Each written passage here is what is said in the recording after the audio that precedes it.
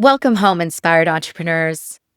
Gratitude. It's not something you do, it's a place you lead from. And when it becomes your foundation, everything changes. How you show up, how you connect, and how you build trust that lasts. My guest today, Jonathan Montez, embodies that kind of leadership. He's a husband, a father of four, and co-owner with his wife Elise of Life of the Barty, the mobile bartending company that they built from their backyard. He's also the founder of Rebel Rose Relations, helping small businesses grow through authentic connection, and the lead organizer of TEDx Temecula. He's the creative force behind the Neighbors Mixers and Neighbors Expo, which he runs with his close friend Sebastian Seedy to bring entrepreneurs together through community, not competition. But before all of that, Jonathan was a man at a crossroads, choosing clarity over comfort, partnership over pride, and gratitude over grind. That shift didn't just change his business, it changed the way he leads. Today, we're exploring what it really means to lead from gratitude, how thankfulness becomes trust in action and transforms the people who walk beside you. So let's dig in. I will grow in my own way. Every day I'm changing, I'm taking small steps, and every time I'm falling, I go to new depths. I will become who I've always been. Hello, Jonathan. Hello, Deborah. It's so great to have you on this podcast. What I know of the transformation that you've had in your life to become the leader you currently are in our community. Thank you so much for being here. Thanks, Deborah. I'm happy to be here. All right. So we're going to dig in. All right. Let's start digging. You got your shovel? I got mine. Okay. So listen, every transformation in my experience starts with a reckoning. There's a moment when you realize what you're building is going to require a person you currently aren't. Did you have a moment like that? Dang, Deborah, we're going to start on the deep end. I feel like I'm continually going through transformations. And personally, the way I live my life, at least the past few years. But to answer your question, most recently, the transformation that happened in my life that has helped me immensely with my business, now another business that I've started, and then, of course, TEDx Temecula and the things that I do in the community, the business expo, the quarterly mixers, is 3 years ago, I gave up drinking alcohol. And for me, it was a big decision. I own a mobile bartending business. My whole life, it's just been my identity. It's something that I've always enjoyed. It's the social thing, and I built a business around it. But that awakening, that moment was I had appendicitis, and I was in the hospital, and they had just taken my appendix out, and I was in so much less pain, and it was amazing. I'm laying in this recovery room, and my neighbor next to me that was separated by a curtain, I heard him. He didn't seem like he was very old, maybe in his 60s, but he just was struggling through life. And I never talked to him. I never saw him. I never got his name. But just listening to the struggles and needing so much help, it really made me think, what's keeping me from turning out like that gentleman? That doesn't seem like a very good life to live. I've got 4 beautiful, amazing children. I have an incredible wife, and I love life, and I want to continue living that life in a fast pace. I don't want to feel like crap. I don't want to look like that or feel like that when I'm older. And that awakening became, what are you doing to prevent that from happening? At that time, I wasn't doing anything positive. I knew the first thing that needed to go was the drinking. And I'm so happy that I did, because what was starting out as a 30-day cleanse has now turned into nearly 3 years with zero regrets and zero desire to go back. I have had a love-hate relationship with alcohol. It started early. I never got into drugs, thank God, but I go in and out of wanting to have that drink and not wanting to have that drink. When I moved to Temecula 3 years ago, I set a boundary for myself, which was I don't drink at home. That means I'm not going to isolate, because people think I'm this outgoing person, but actually I have a lot of social anxiety that over the years I've worked on, but it's still there. And so I'll go out, and that forces me to socialize. That's a great boundary. I love that. Boundaries are so important in our lives.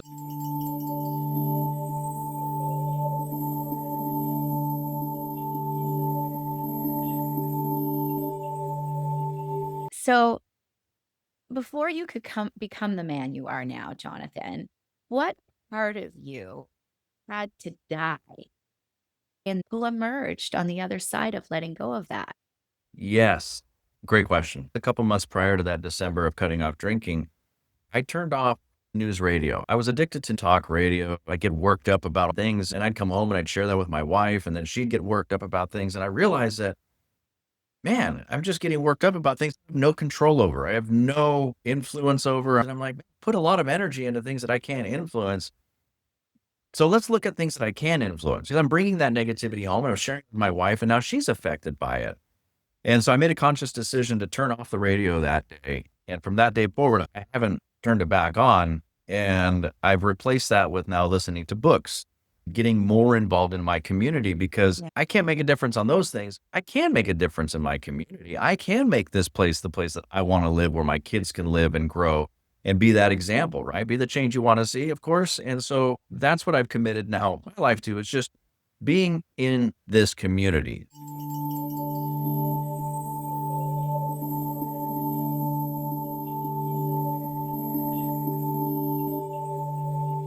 When you stopped drinking, what did you have to face about yourself that gratitude helped you accept? Not fix, but accept. Caused me to look at the things that I held against myself, the things in my past that made me feel like I wasn't good enough. I can be the confident guy that you see out on the streets, but inside my head, there's those things that still tug at you because of experiences. And it helped me look at those in a different light. And I think the lesson that shifted things was letting go, realizing that I don't have to control everything, that I can't control everything, that I can't change everything. That was a hard pill to swallow. It really was, because I come from a family of I'm right and this is the way that it goes. Now I'm so far from that person now. I feel like I don't know anything anymore. I can't judge people. Everybody's got their own story, their traumas, the things they've been through, and the reasons why they respond the way they do, just like I do. I'm a human being just like you are. We're just trying to do the best we can. You can really hear the gratitude, Jonathan. It's about how we program our brain. Language is how we program the brain. And it starts with how we talk to ourselves. Bingo. I was so horrible to myself most of my life, Jonathan. I want to cry when I think about how hard I was on myself. Sure. And as leaders, we can only give what we have. And so that was the catalyst for me, was I wanted to make a difference so badly, but everything that came out of my mouth came out wrong. Just did not land the way I had intended. And then I realized it's Totally. because that's how I was talking to myself. That's where it begins. Your unconscious mind is always listening. Like you said, those neural pathways are set on things that we've experienced in our life, but we can't change them with self-talk and literally telling yourself what you want to be. And it really is that simple. It's not easy because Really? it's repetition, it's practice. Self-mastery, especially as entrepreneurs, it's a mind game. This is like a roller coaster. You got to be a thrill Yeah. seeker to want to be an entrepreneur Oh, that's for sure. It is work. every single day. It's a process, like recognizing. That's the first step. You got to recognize these things that you're doing that are hurting yourself in a way, and it's all self-talk. And once you recognize it, then you can start making that change. And that change, then the continuation, the repetitiveness, like you said, will create those pathways. And then you'll just start thinking that way. Then you You know. just are that person. You are. It's incredible. I couldn't come from gratitude before. I just couldn't. And now I catch myself. And that is the first step for people in their leadership, is self-leadership. Absolutely.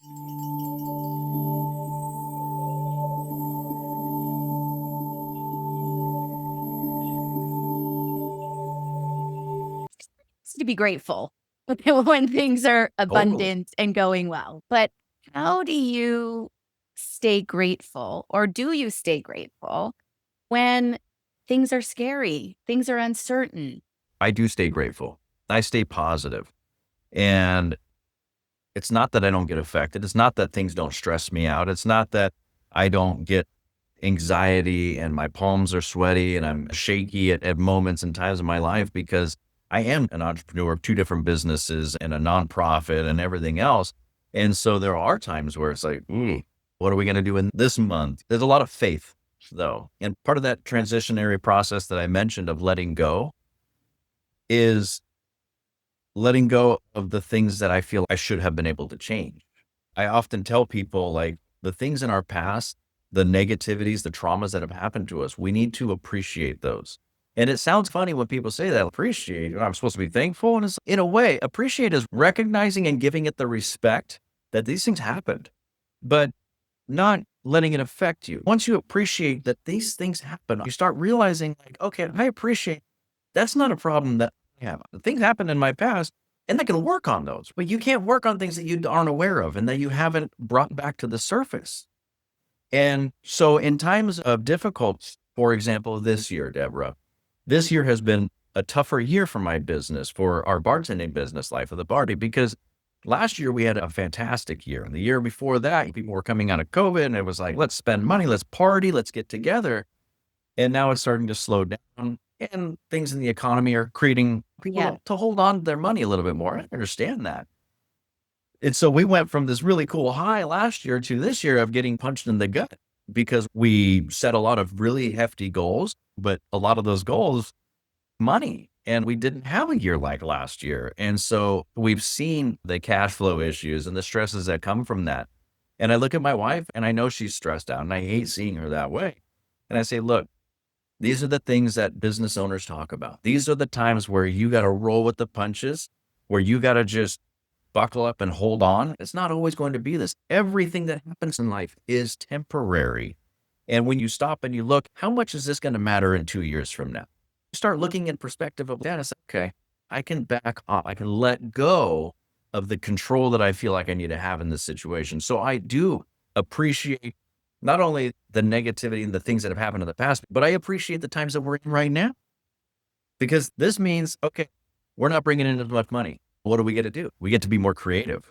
What are we not doing that we can do? Giving to our clients or to the community that we can. Let's go volunteer some more. Just knowing that when you give, it feels good.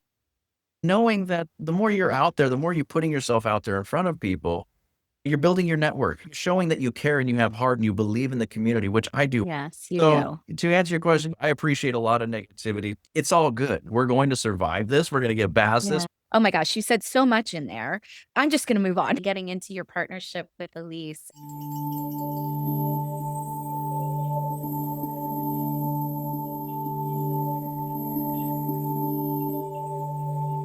Jonathan, you're a husband. Elise has walked with you through it all, the pivots, the sobriety, the rebuild. What's one moment where her love called you higher, when her belief in you was stronger than your own? There's not one moment. My wife and I have been married since 2019. We got together in 2016. However, back in 2009, we worked at the same restaurant. That's where we met. She's 7 years younger than I am. At that time, I was going through my divorce. I had 2 kids that were very young, and she was just a young hostess at the restaurant. And I thought she was way out of my league. So I was just, She is, Jonathan. I know she is. And I don't know what.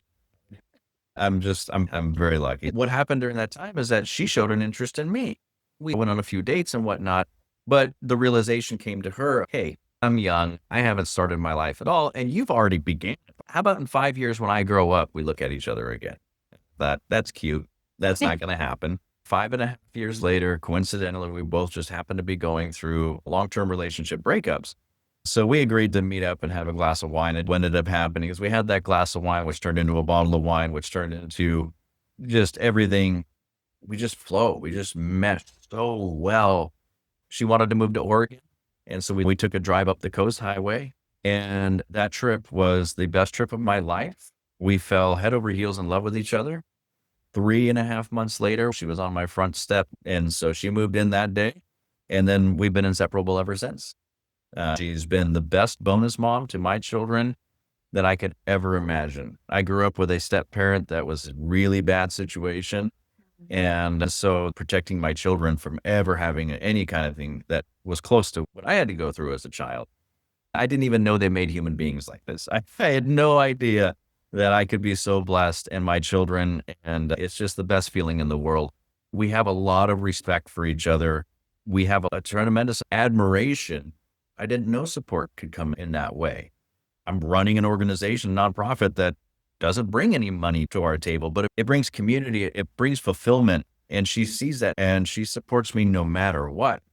And likewise, she deserves the world. We don't control each other. I'm happy to support her in any decisions that she makes because I believe in her. I trust her. And so there's not one moment. There's a series of moments continually that I pinch myself thinking, man, this is your golden goose here. And she is, and Really, what it sounds like to me is when you experience that kind of love and connection, all there was to do was to rise up to it. yeah. And then you add the layer of being business partners on top of that. And truly, and I'm sure you guys have your struggles, everybody does, but the respect that you two have for each other, I watch you guys and it's just beautiful to watch you two. I just love your relationship with Elise. I want a relationship like that.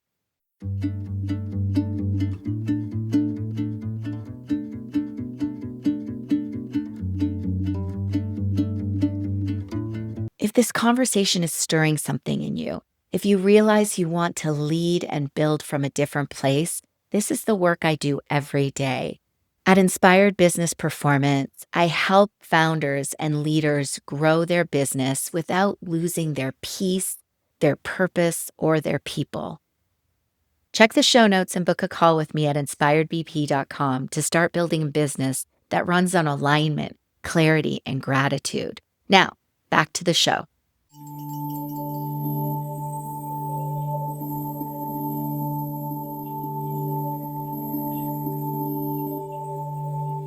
Leadership often asks us to choose being right and being real.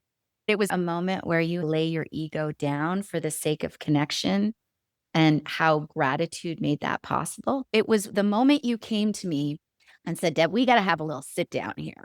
And we had a heart to heart. And that was a hard conversation. I know it was hard for you because I've been there before where I've had to go and confront a team member to say, hey, this isn't working. So when you came to me, it was hard because what you said about it was like a total blind spot for me. And the first thing I wanted to do was say, that's not right. That's not true. I don't even understand what you're talking about. That was my first instinct. But I recognized, I've been there, Yeah. that there was a commitment behind what you were saying. And so I looked for myself and was like, okay, I can get on board with what he's saying. I'm a team player here. I did not mean to put that in the Right. space. This is what I'm committed to. And I hope you've seen that I've Very done much my so. best to be in alignment with that and grow from that conversation. So 100%. Yeah. leadership, true leadership is, again, bringing respect, but respecting a person enough to say something and give them an opportunity to correct a situation. The organization is about my team that includes you. We don't always mesh, but that's a great thing for leadership. Anybody that tries to create a group where all they do is think and respond according to that leader, that's not leadership. And that's not a true team that's going to get things done. True leadership is getting those people that think differently, that have opposing opinions and ideas, and putting them on a team and having those difficult conversations and respecting. Because how many times have you come to the table with these fantastic ideas where if you weren't with us, man, this whole thing would not look the same. That was a pivotal growth moment for me Right. on the team and just as a person. So Thank you. I love that.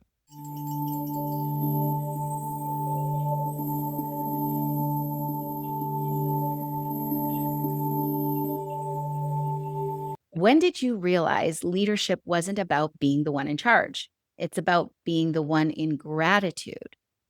and what shifted in your results, in your relationships?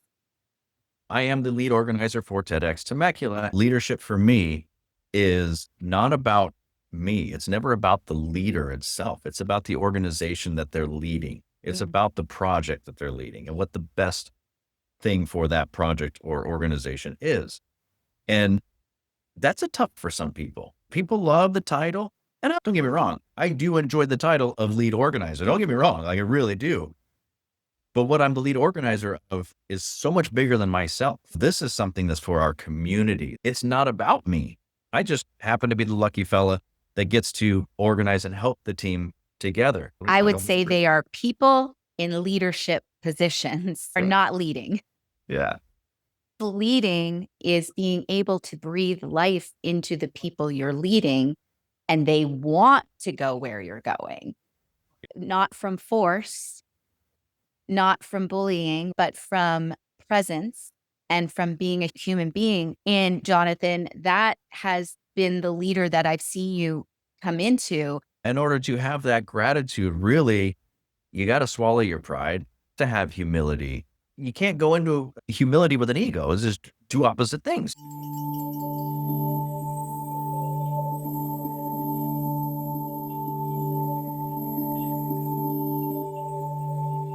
So you lead a lot of people through TEDx and lots of dreamers, creatives, volunteers.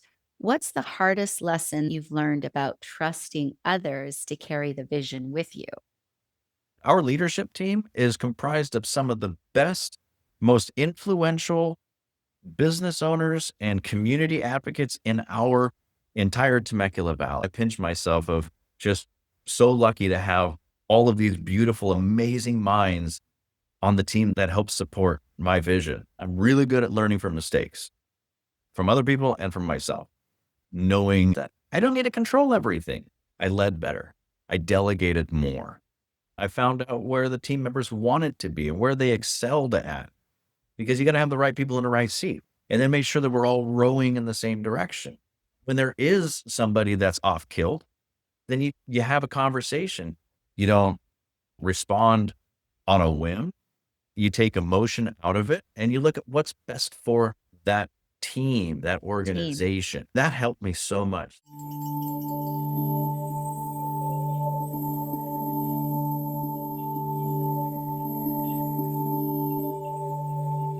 TEDx Temecula has become like a mirror of this valley. It's innovative, it's heart-led, it's hopeful. So what has leading this TEDx community shown you about who you've become? What it has done for me is it's opened my mind, one, just to knowing that all these amazing people and these ideas exist and being able to have a platform for anybody. When I was in college, I watched a lot of TED Talks and I didn't know anything about them other than I was interested in whatever that speaker had to say. I didn't know the process. I didn't know that they weren't professional speakers. And firsthand, we've had people on the stage who have never been on a stage in their lives. I leaned back to Amanda Lean. Last year. And during rehearsal, she gave 7.5-minute talk on the stage. And for TED Talks, they can be up to 18 minutes. I remember telling Amanda, we want more. And you remember the next day, Deborah, she came and she gave a 15-minute, 33-second that resulted in a standing ovation. We submitted those videos to TED and they reviewed all the videos. They held on to that one video and they said, we are so impressed with this video. That one video they decided to hold for a special editor's pick release. When they released it, within that first week, got 20,000 views. And it was just, it's so impactful and helpful. And it's experiences like that that have helped me realize the impact that I can have. I won't lie, I do suffer from that imposter syndrome quite often where it's all a team. None of this is because of me, right? Yeah. It's because of folks like you and everybody else that's on the team. But it helped me realize that the things that we do, you, me, can make so much of an impact, so much of a difference. It's a responsibility too, and you have to respect that responsibility. It's helped me to realize that anything is possible. Jonathan, I want to thank you so much for sharing this time with me today. My intention is that this makes a huge difference, the way you're making a difference in the community. You're everywhere. Yeah. and we're better for it.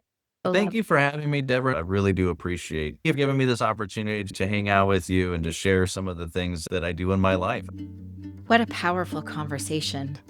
Jonathan reminded us that gratitude isn't passive, it's leadership in motion. It's the quiet strength that builds trust, the humility that connects teams, and the presence that turns ordinary moments into meaningful ones.